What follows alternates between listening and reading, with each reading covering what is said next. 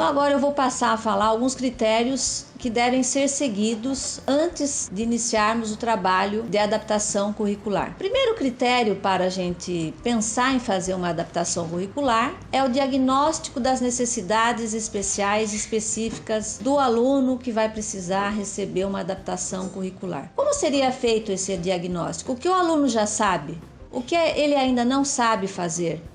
Quais as dificuldades de âmbito geral do aluno fora e dentro da escola? Quais as potencialidades desse aluno fora e dentro da escola? Porque é importante conhecer um pouquinho do aluno fora da escola também, porque esses elementos nos farão conhecer um pouco melhor esse aluno. Quais as dificuldades que ele também tem lá fora? Quais as potencialidades que esse aluno tem tanto fora e dentro da escola? Então, o primeiro diagnóstico ele é um diagnóstico de âmbito geral, conhecer melhor a biografia desse nosso aluno. O segundo critério é uma avaliação diagnóstica. Quais conteúdos são necessários para alcançar as competências e habilidades previstas para determinada sala de aula, em determinada semana, mês, bimestre? Quais conhecimentos esse meu aluno já possui nesta disciplina? Quais conhecimentos o aluno está em vias de desenvolver nesta disciplina? Por que é importante fazer essa avaliação diagnóstica? Para o professor poder determinar ou eleger, dentre as várias habilidades ou expectativas de aprendizagem, aquelas possíveis para aquele aluno naquele momento, ou para manter as habilidades ou expectativas previstas para a classe, apenas verificando quais adaptações não tão significativas poderão ajudar esse aluno.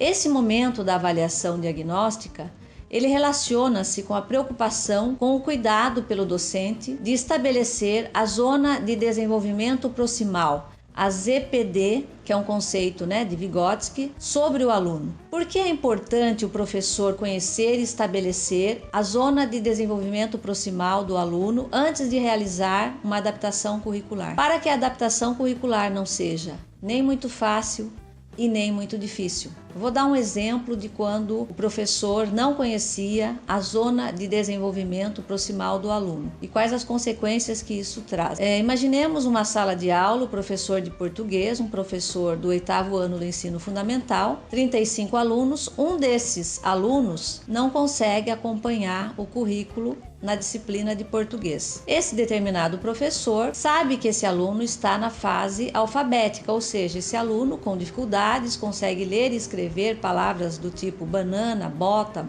bala, boi, boca, caneca. O professor, preocupado com esse aluno, resolve, numa determinada aula, ditar ao aluno uma lista de palavras. Escolhe 30 palavras e dita para o aluno, enquanto a sala faz um outro tipo de atividade completamente diferente desse aluno, que tem problemas para acompanhar o restante da sala na disciplina de português. Qual foi a surpresa desse professor ao corrigir a atividade de lista de 30 palavras? Esse aluno acertou todas as 30 palavras. Por quê?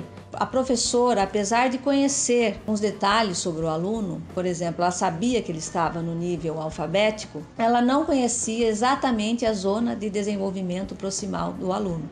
E, portanto, aplicou ao aluno uma atividade, que no caso seria uma atividade diversificada, porque não tinha nenhuma relação com o currículo naquele momento, uma atividade diversificada que não representou nenhum desafio para o aluno. Portanto, essa atividade, já que o aluno acertou as palavras que lhe foram ditadas, ela não ajudou para que o aluno subisse um degrau na zona de desenvolvimento proximal dele. Então, é um critério extremamente importante na adaptação curricular, o professor conhecer, estabelecer naquele momento qual é a zona de desenvolvimento proximal do aluno na minha disciplina, para que eu não construa adaptações curriculares nem muito fáceis, nem muito difíceis. Um terceiro critério muito importante é um olhar para o currículo. Depois que eu já fiz um diagnóstico de âmbito geral do aluno, já estabeleci, já conheci, já sei, qual é a zona de desenvolvimento proximal do aluno na minha disciplina.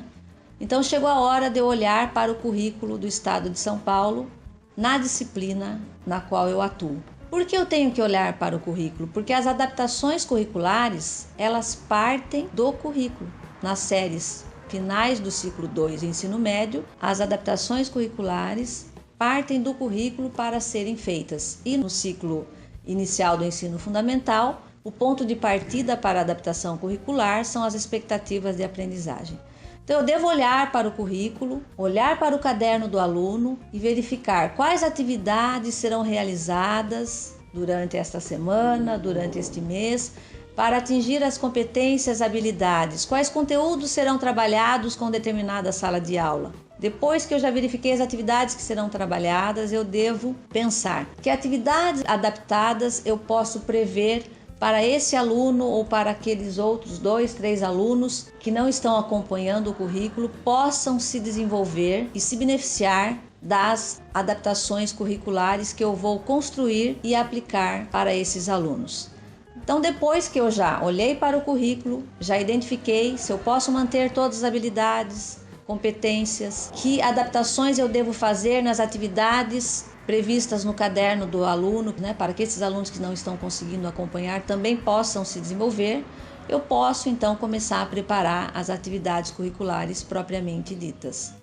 Depois de construídas as adaptações curriculares, vem a fase de aplicar a atividade adaptada. Essa fase é muito importante também, porque na fase de aplicação, o professor já deverá estar avaliando, através da observação do aluno, verificar se a atividade adaptada ajudou no desenvolvimento do aluno, se o aluno adquiriu ou se aproximou do desenvolvimento da habilidade prevista, se a adaptação curricular ela foi na medida certa para o aluno, se ela não foi muito fácil, se ela não foi muito difícil, se o objetivo que eu havia estabelecido foi alcançado.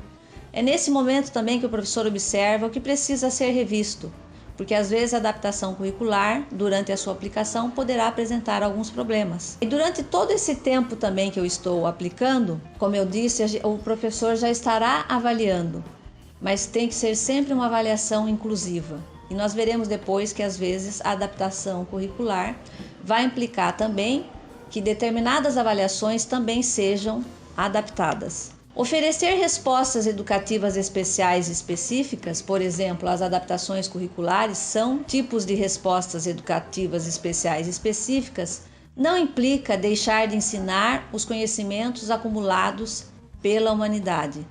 Explica muito bem a diferença entre adaptação curricular e atividade diversificada, Porque a atividade diversificada, muitas vezes, ela implica não ensinar os conhecimentos acumulados pela humanidade. São atividades muitas vezes aleatórias.